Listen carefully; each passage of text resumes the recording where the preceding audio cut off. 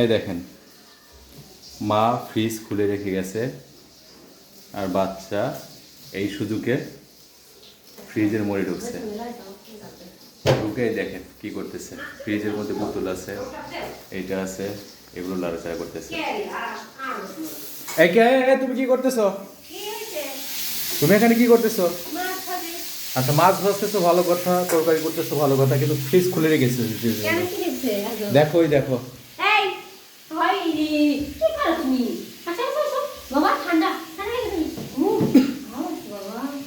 এগুলো কাজ কখনো করবে না। বাচ্চাকে যখন একা বাসায় থাকবে এই ফ্রিজ খুলে রাখা যাবে না। আমি ছিলাম, আমি তো পড়তেছিলাম, কাজ করতেছিলাম, লিখতেছিলাম না। ও ফ্রিজের মধ্যে ঢুকে এটা সেটা এগুলো করতেছে।